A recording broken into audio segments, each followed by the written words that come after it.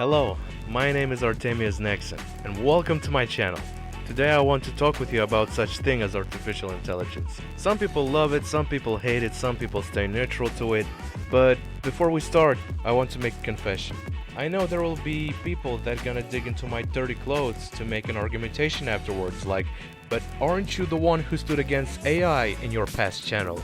Yes I was, but I was ignorant, and didn't know how things work in practice.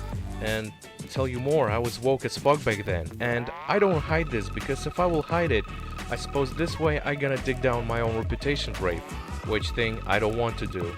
And as I confessed, we can start with the core topic of this video, artificial intelligence or AI. I'll be honest, I heard a lot of things about such tool taking our jobs, making arts like paintings and music, afterwards making us completely useless in this world, and honestly, that kind of noise is bringing me technophobe fatigue, because when you begin to dig deeper you start to understand that AI is not even a problem, but the real problem is those people who abuse AI for content forms and those companies who heavily relies on it. Not because of employee shortage, but rather because it's cheap and effective on a paper. And now you might say, well no shit Sherlock, it's already obvious fact. I know. But don't underestimate human stupidity, cause there's probably a quarter of people who stumbled upon this video or its shorts teaser who still call AI tools a clankers, while the real clankers is those who I mentioned above. Speaking of which, I want to start this video with first type of people I mentioned, content farms. Oh yes, these type of parasites which lives basically everywhere on every social media corner possible. On X, Facebook, Instagram, YouTube, TikTok, you name it. The most embarrassing and disgusting part that some of these lads don't actually want to use AI for self-education, as for example adding their own things to generated art to make it look more original. They rather let everything be as it was and publish their slop on social media, causing a public to react hostile to anything that generated with AI, even if it has a human touch to it. Which is actually what happened and happens to this day.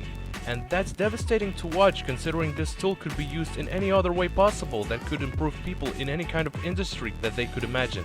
Even right now, as I write the script, I use Grok for quick fact check, so my video could not end up to be a flop with factually incorrect statements. Though I could use Grok itself to write this whole script. But what's the point of using AI if I can write script myself, while also checking on facts of things what I want to add?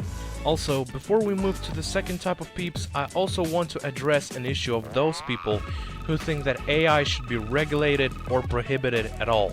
This analogy might be hyperbolized, however I hope that it'll serve you as a best brain food to think about. Imagine that you have a toolbox fallen down right in front of you, which has everything in it. Wooden planks, hammers, nails, screwdrivers, drills, and any other tools. And here comes the question, what will you do with them?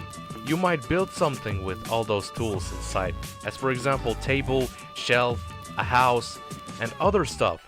And this is sober answer to expect from person who use tools for what they actually made from the start, while some mentally unstable person might use these tools as a weapons to seriously harm himself or people surrounding him. And here comes the question, the final question. Is this a problem of a toolbox or a problem of a person? While you think, I continue my explanation with the second type of AI abusers. The second type of people abusing AI is either ignorant or just chasing trends without acknowledging the risks, which is basically the same thing. I'm talking about companies which use AI. Now, of course, there might be some sort of companies which use less of AI and relies more on human work power as a resource. But I want to change focus from those companies to the ones who use more than 10% of generated slop in their products without even checking if it will work well while having 80% or less people representing alive workers.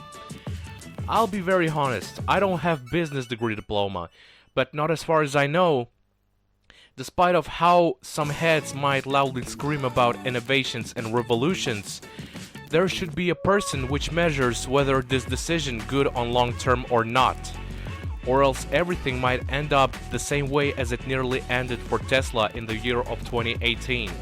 when Elon Musk tried to do excessive automation in his company, which caused some sort of halt on production of Model 3 cars.